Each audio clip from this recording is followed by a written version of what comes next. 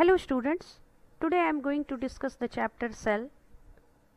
This is one of the most important as well as interesting topic in biology. So let's get started. As soon as we hear the word cell, lots of questions arise in our mind. For example, what is cell? Who discovered cell? How did the discovery take place? What is the shape and size of the cell? What are its functions? So lots of questions. Now let us see the history first. Cell comes from the Latin word cellula, which means a little room. We also know that cell is known as the basic structural and functional unit of life. These two words, structural and functional, are very important in this sentence. Why cell is known as the structural unit of life and why cell is known as the functional unit of life. So let us see.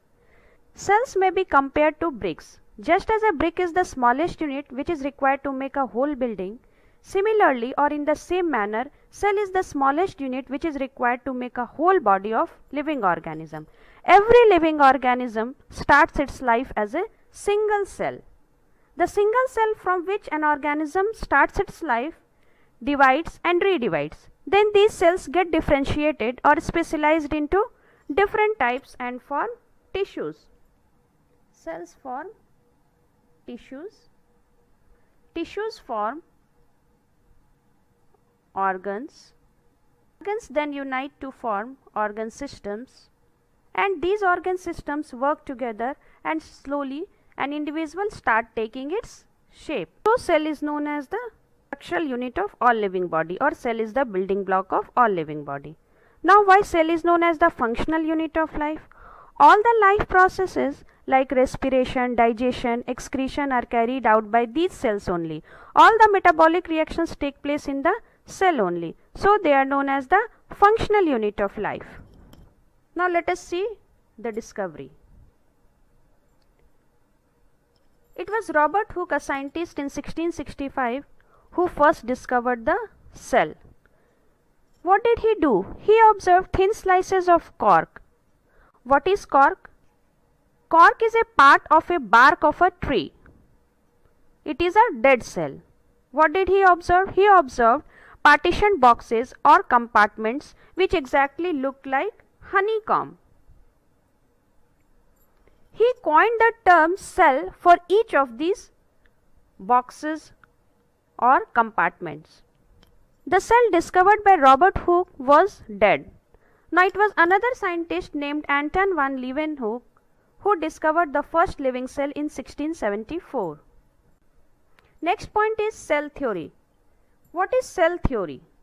You must have heard about it. A German botanist, M.J. Seleden, in 1838, he gave the idea that all plants consist of cells. A year after M.J. Seleden, that is in 1839, it was another scientist from Germany, was zoologist named T. Swan, who in 1839 he asserted the idea that all animals and plants are made up of cells. This joint finding forms the basis of the cell theory. The cell theory was further refined by another German biologist, R. Virchow, who in 1855 presented the idea that all cells arise from pre-existing cells. So the cell theory consists of the following three postulates. First one is, all organisms are composed of cell and cell products. Second one is, cells are the structural and functional unit of life. Third one is, all cells arise from pre-existing cells. Now what do you mean by pre-existing cells? Pre-existing cells means the living cells which are currently present in nature. These cells then divide to form new cells. Viruses are an exception to cell theory. Why is it so? It is because virus is not at all an organism. As it has no cells and it cannot divide on its own, virus doesn't hold good to fit under the cell theory. They can reproduce only when they enter the cell of a living organism. Coming on to the shapes of the cells. Cells are of different shapes. They may be spherical. Eggs of many animals are spherical in shape. They may be discoidal. Discoidal means disc-like. Human RBC is an example of discoidal shaped cell. They may be spindle shaped. Spindle means long and pointed at both the ends. Muscle cells are a very good example of spindle shaped cells. Elongated. Nerve cells are an example of elongated cells. Let us see the size of the cell. Size of the cells vary from the very small cells of bacteria to the large eggs of ostrich. The cells of the bacteria ranges from 0.2 micrometer, while the size of the eggs of ostrich is 18 centimeter. Among the multicellular plants, ovule of cycas is the largest cell. Size of the cells has no relation with the size of the plant or animal body. It is not like that the size of the cells present in the body of the rat will be smaller than the size of the cells present in the body of an elephant. Another example we can see that the size of the amoeba proteus, which is biggest among the unicellular organisms, its size is about 60 micrometer, while the size of the typical cells of multicellular organisms ranges between 20 micrometer to 30 micrometer. Let us look at this cell number. Let us look at the cell number. The number of cells in multicellular organisms usually is correlated with the size of an organism. Thus, small sized organism will have lesser number of cells in comparison to the large sized animals.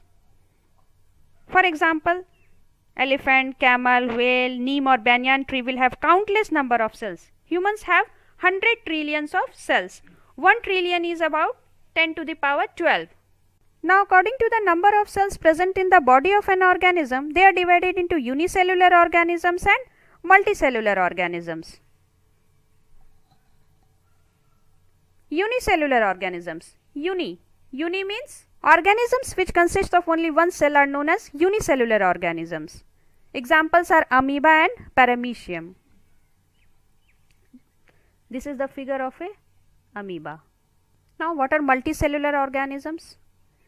Organisms consisting of many cells are known as multicellular organisms. Multi means many.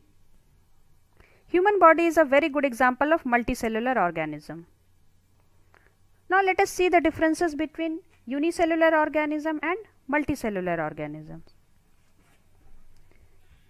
Unicellular organism is made up of only one cell. Multicellular organisms are made up of many cells. In the unicellular organisms, all activities are performed by single cell only. Means a single cell is responsible for the performance of all the activities. It is able to do all the activities. Now, in multicellular organisms, a single cell of these organisms perform one or few activities of the organism. There is no division of labor in the unicellular organism. Means a single cell is capable of doing all the activities. Among the multicellular organisms, there is division of labor. Means cells are specialized to perform different functions. Lifespan of unicellular organisms is short. Lifespan of multicellular organisms is long. Now, let's see the cell structure. In this video, I will give you a brief idea about the cell structure, and in the next video, I will be dealing with it in detail. So, let's have a look into both the figures. This is the structure of an animal cell and this is the structure of a plant cell. Now, cell membrane. Cell membrane is also known as the plasma membrane or plasma lemma. This is the cell membrane. It is the outer covering of the cell. It is thin. It maintains the shape and size of the cell.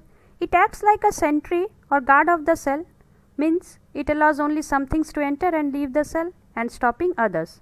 Due to this reason, it is also known as selectively permeable membrane. Now, look at the cell wall. This is the cell wall. Cell wall is present outside the plasma membrane in plant cell. Cell wall is absent in animal cell. Cell wall is thick and rigid.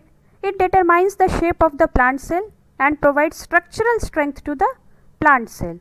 Now, look at the cytoplasm. Cytoplasm. This is the jelly-like fluid. Look here. This is the cytoplasm.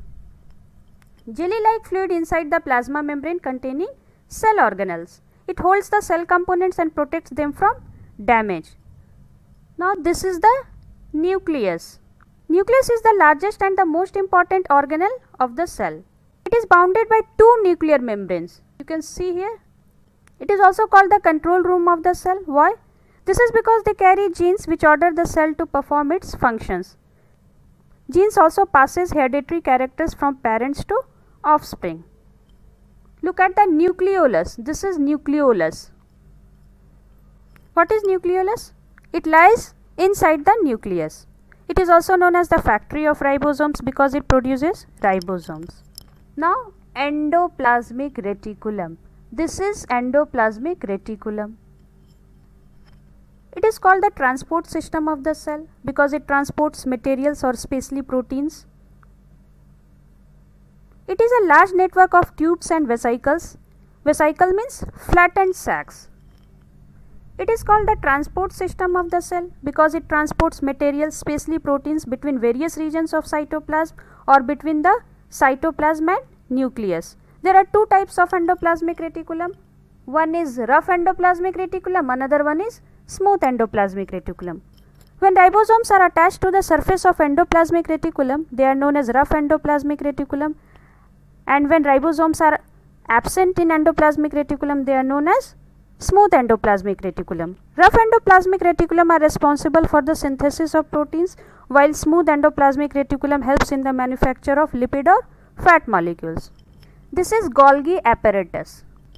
Golgi apparatus are also known as Golgi bodies. They consist of a set of fluid-filled vesicles arranged approximately parallel to each other. They processes and packages proteins made by endoplasmic reticulum before sending them out of the cell. What are ribosomes? Ribosomes are the particles present in large numbers in all living cells. You can see here, these are ribosomes. Now what is mitochondrion? Mitochondrion is the singular of mitochondria. This is mitochondrion. These are mitochondrion. You can see here, plural of mitochondrion is mitochondria. Mitochondria are the teeny bodies scattered in the cytoplasm. They are known as the powerhouse of the cell as it synthesizes energy rich molecules called ATP, that is adenosine triphosphate, which is used in the body for various functions. Now lysosome. What are lysosomes? They are membrane bound teeny sacs filled with digestive enzymes. They act as a waste disposal system of the cell. What are vacuoles? This is a vacuole. Vacuole is a sac-like organelle filled with fluid. It helps to maintain water balance in plant cell, and in animal cell vacuoles act as a storage place for water, nutrients and sometimes waste. Plant cells have large vacuoles. Vacuoles are not so common in animal cells, but when they occur they are much smaller in size. So vacuoles are most common in plant cell. Now look at the chloroplast. Chloroplast is a type of plastids. They are present in plant cell while absent in animal cell.